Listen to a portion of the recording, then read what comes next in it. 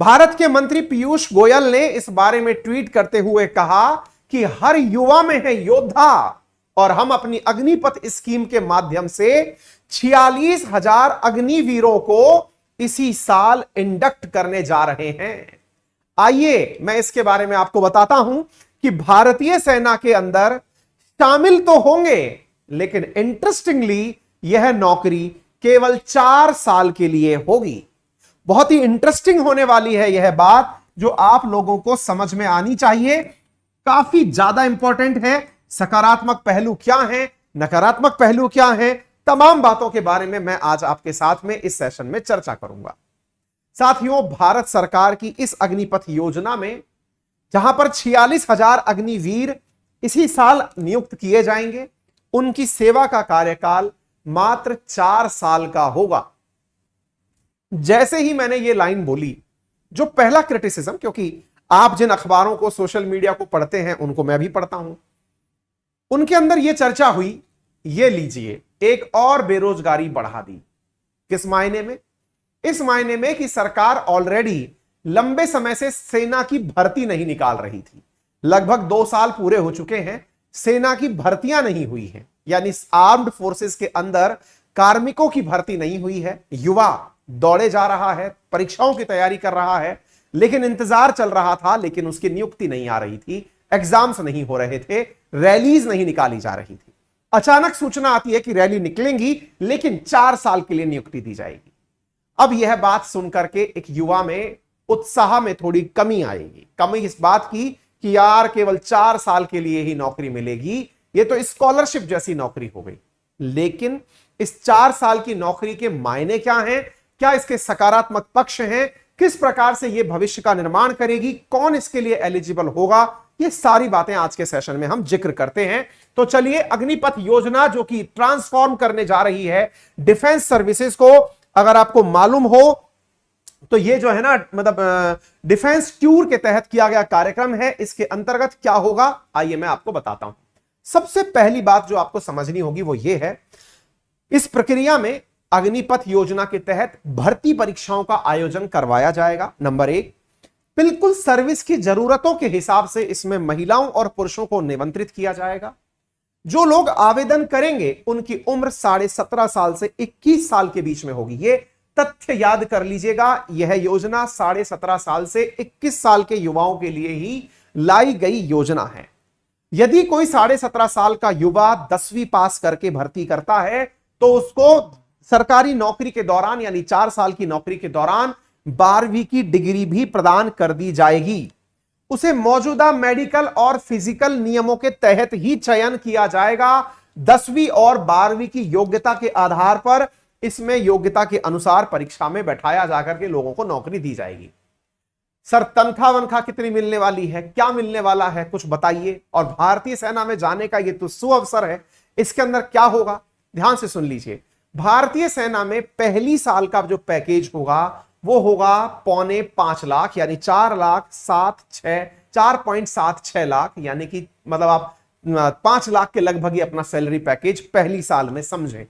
इसके बाद में जब आप चौथी साल रिटायर होने वाले होंगे, यानी सर्विस से बाहर होने वाले होंगे, तब आपका सैलरी पैकेज 6.92 लाख होगा। यहां पर एक बात मैं याद दिला दूं, 4 साल बाद सभी अग्निवीर रिटायर नहीं हो जाएंगे, तो फिर उसमें से 25% अग्निवीरों को उनके इस 4 साल के कार्यकाल की दक्षता के आधार पर परमानेंट कमीशन किया जाएगा। परमानेंट कमीशन का अर्थ हुआ कि यदि वो अच्छे निकले, अच्छे सैनिक निकले, तो उन्हें सेना में पूरे टाइम के लिए इंडक्ट कर लिया जाएगा। फायदे और नुकसान सभी की चर्चा मैं करूंगा, लेकिन इसको थोड़ा ध्यान से सुनते चलें। अब एक बड़ा सवाल जो आपके दिमाग में यहां आने लगेगा, सरकार इसके क्या फायदे लेना चाहती है। सबसे पहला फायदा जो आपको अब तक दिख गया होगा, पहला फायदा, किसी को पेंशन नहीं देनी पड़ेगी, क्योंकि असल में सैनिक के रिटायर होने के बाद में ताजीवन उसकी जिंदगी भर का जो खर्चा उठाने के लिए सरकार को मेहनत लगती थी वो पेंशन की थी। अब वो पेंशन नहीं देनी पड़ेगी। इसके अलावा सुविधाओं के रूप में क्या दिया जाएगा और क्या नहीं, वो मैं आपको बताता हूं। यहां पर रिस्क और कठिनाई के आधार पर अलग अलग प्रकार के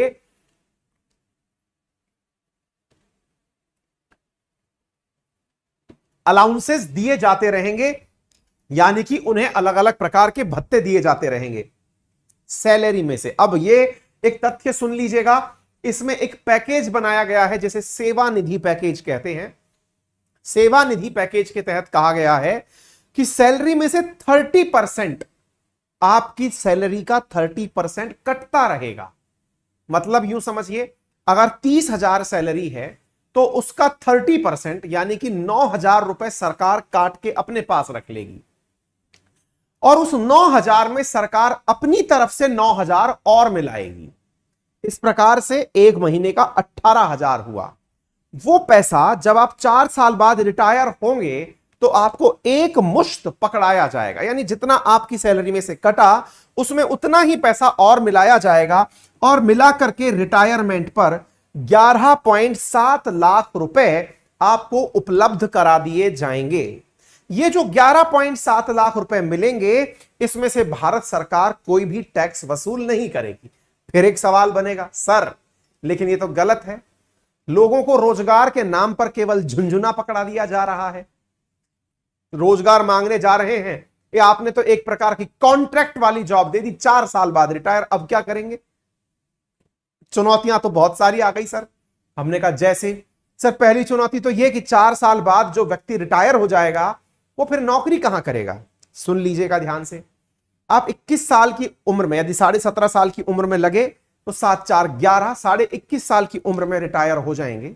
उसके बाद पूरी उम्र पड़ी है आपके लिए दोबारा किसी एग्जाम की तैयारी करने के लिए, फिर चाहे यूपीएससी करिए, स्टेट पीसीएस करिए, एसएससी करिए, जो आपको नौकरी करनी है करिए, या प्राइवेट जॉब में जाइए। लेकिन आप यह सोचकर चलिए कि आपने अपने जीवन काल में सेना का अनुभव भी ले लिया, सेना के साथ सहयोग भी कर लिया, और आप देश के अंदर एक ऐसे आदर्श व्यक्ति के रूप में निकल कर आए जो कि भविष्य के लिए बहुत उपयोगी होंगे। सर इसके नकारात्मक मायने भी तो हो सकते हैं। क्या? एक सैनिक जो कि 4 साल की ट्रेनिंग और 4 साल की सर्विस लेकर बाहर आया है, जो अग्निवीर बाहर आया है, वो किसी गलत एक्टिविटी में लग गया तो? गलत एक्टिविटी से मतलब 4 साल की सर्विस के बाद जब वो मार्केट में आया तो वो कोई गलत हरकतों में इन्वॉल्व हो गया, एक्सटॉर्शन में, गुंडागर्दी में, और तो और आतंकवादियों को भी यह पता चल गया कि यह व्यक्ति तो आर्मी की तमाम ट्रेनिंगों से गुजरा हुआ है, तो कहीं उस प्रकार के लोगों को उनके द्वारा हायर कर लिया गया तो? ये चुनौतियां हमेशा बनी रहती हैं। आप भारत के विषय में चिंतित हो सकते हैं, लेकिन मैं आपको उदाहरण के दौरान बताऊंगा कि दुनिया के बहुत से देश ऐसे हैं जहां पर मिलिट्री सर्विसेज करना कंपलसरी है। उदाहरण के लिए इजराइल में हर लड़के और लड़की को सेना में नौकरी करना अनिवार्य है, और सेना में नौकरी करने की उनकी कुछ निर्धारित महीने हैं जो करना अनिवार्य है। ऐसे ही दक्षिण कोरिया में भी सेना में कंपलसरी सर्विस देना अनिवार्य है, यानी आपको अपने द्वारा पार्टिसिपेट करना ही होगा। ऐसी स्थिति में उन देशों में भी यह चैलेंज नहीं है कि जो सेना की ट्रेनिंग लेकर निकला हुआ व्यक्ति है वो देश के लिए थ्रेट बन गया हो। आप उल्टा भी तो सोच के देखिए कि 4 साल में उसमें राष्ट्र भावना कितनी आ गई होगी कि वो हर चैलेंज को समझने की स्थिति में होगा, हर एडवर्स कंडीशन से निपटने की स्थिति में होगा। सर यदि यह व्यक्ति जो आपने अभी ताजा ताजा नियुक्त किया है किसी कैजुअलिटी का भागीदार हो जाए, मान लीजिए इसको कोई शारीरिक क्षति हो जाए, तो क्या होगा? चलिए आगे की बात सुनिए। इस सेवा निधि समेत यदि किसी व्यक्ति को किसी प्रकार की कोई शारीरिक क्षति हो गई, मान लीजिए कि ये जो अग्निवीर जो है इसकी डेथ हो गई जब यह सर्विस में था, तो इसे सेवा निधि समेत 1 करोड़ रुपए इसके परिवारजनों को दिए जाएंगे। ये काफी सम्मानजनक राशि सरकार के द्वारा अग्निवीर के लिए निकाली गई है। बाकी बचे हुए टर्म की पूरी सैलरी, जो टर्म उसका था वो पूरी सैलरी दी जाएगी। सर मान लीजिए अग्निवीर युद्ध में गया या किसी मतलब फील्ड एक्टिविटी में गया, उसे किसी प्रकार की कोई डिसेबिलिटी हो गई तो ऐसी स्थिति में 44 लाख रुपए उसे मिलेंगे। यानी कि अगर मान लीजिए बहुत बड़ी कैजुअलिटी उसके साथ हुई है लेकिन शरीर को नुकसान हुआ है तो 44 लाख रुपए तक की उसको राशि दी जाएगी, और सेवा निधि 11.7 लाख थी वो भी उसको पूरी सैलरी के साथ दी जाएगी। तो उम्मीद है कि आप लोगों को यह बात समझ में आ गई होगी। ओवरऑल जानकारी के रूप में यह जान लीजिए, यह भर्ती साल में 2 बार होगी, हर 6-6 महीने के गैप में होगी। 25% सैनिकों को यानी 25% अग्निवीरों को अगले सालों के लिए सेना में कंटिन्यू कर दिया जाएगा। 17.5 साल से लेकर 21 साल तक की उम्र के ही बच्चे इसके उम्मीदवार बन सकते हैं। लोगों का कहना है कि यह संविदा पर अग्निपथ रखे जा रहे हैं, लेकिन इसके फायदे बहुत हैं। फायदे, सरकार को रिटायरमेंट का लाभ हो गया, पेंशन के खर्चे बच गए, इससे सरकारी नौकरी के साथ साथ एक अच्छी नौकरी का लोगों को पथ प्रदर्शन हो गया। तो यह अग्निवीरों की कहानी है। उम्मीद है आपको समझ में आ गई हो। ठीक है, सरकार की अग्निपथ योजना क्या है वो मैंने आपको बता दी, किस प्रकार से कार्य करेगी वो मैंने आपको बता दी। मृत्यु क्षतिपूर्ति पर क्या मिलेगा वो मैंने आपको बता दिया। उम्मीद है कि सारी स्थितियां आप लोगों को अब प्रॉपर तरीके से क्लियर हो गई होंगी। सैलरी कितनी कितनी है देख लीजिए, पहले 30,000, फिर 33,000, फिर 36,500, फिर 40,000। इनमें से जो सैलरी है इसका 30% सरकार अपने पास जमा कर लेगी। 30% कितना, 9 ये ऐसे सरकार जमा कर लेगी। जितना पैसा जमा करेगी उतना ही सरकार खुद मिलाएगी। इस प्रकार से इतना पैसा आपका, इतना पैसा इनका, कुल मिलाकर के आपका पूरा अलाउंस बन करके आ गया। ठीक है, सारी जानकारी मैंने आपको बता दी। अब इतनी सी जानकारी और प्राप्त कर लीजिए, कौन कौन से देश ऐसे हैं जहां पर मिलिट्री सर्विसेज अनिवार्य हैं। जैसे रशिया के अंदर है, रशिया के अंदर 12 महीने आपको सेना की सर्विस करनी होती है। जो लोग ये बोलते हुए पाए जाएंगे, आपको टीवी चैनल्स पर डिबेट के दौरान मन में भय पैदा करने के लिए कई वक्ता आएंगे जो ये कहते हुए पाए जाएंगे कि इससे तो सेना के अंदर 4 साल की नौकरी करके जो आदमी आएगा, सेना के अंदर सैनिक को पूरी ट्रेनिंग देने में 4 साल लग जाते हैं, 5 साल लग जाते हैं, फिर 4 साल की सर्विस में कोई सैनिक कैसे तैयार होगा। यहां पर ध्यान रखिए, केवल भारत ही नहीं, रूस जैसे देश में 12 महीने के अंदर सैनिक रिटायर कर दिया जाता है। दूसरी तरफ इजराइल के अंदर देख लीजिए, यहां पर 30 महीने और 22 महीने, महिला पुरुषों के लिए 30 महीने और महिलाओं के लिए केवल 22 महीने ही सेना में रहना होता है। फिर भी आप जानते हैं कि इजराइल की सेना दुनिया के अंदर मतलब उधम मचा के रखती है। ठीक है ना। इसके साथ साथ साउथ कोरिया के अंदर यहां जो पर्सपेक्टिव क्राइटेरिया है, आपको 21 महीने, 24 महीने, 25 महीने मैंडेटरी है। इंडिया में तो वॉलेंट्री है अभी भी कि आपको 4 साल सर्विस में रहना है, आपकी मर्जी है, रहे तो रहे नहीं तो मत रहिए। यहां पर हर युवा के लिए रहना मैंडेटरी है, यानी कि हर युवा को अपने देश की सेवा करनी ही होगी। ऐसे ब्राजील के अंदर हर युवा को 12 महीने की मिलिट्री की सेवा करनी होगी। अब आप सोचकर देखिए, आपको लगता है कि हमारे देश को खतरा हो जाएगा, हमारे जो नागरिक हैं वो देश के लिए खतरा बन जाएंगे। साउथ कोरिया को एनी टाइम थ्रेट है नॉर्थ कोरिया से, फिर भी उसने अपने यहां पर मैंडेटरी सर्विस की हुई है। इजराइल को एनी टाइम थ्रेट है अपने चारों तरफ के देशों से, फिर भी उसने मैंडेटरी सर्विस की हुई है। इसलिए 4 साल एक पर्याप्त नंबर है, क्योंकि दुनिया के देशों ने सक्सेसफुली इस काम को करके दिखा दिया है। इसलिए आप सबसे गुजारिश है कि इसके अंदर नकारात्मकता ना ढूंढें। ठीक है ना। जो सकारात्मकता है वो आपके सामने है, नकारात्मकता होगी उनका निदान करने के लिए सरकारें बैठी हैं।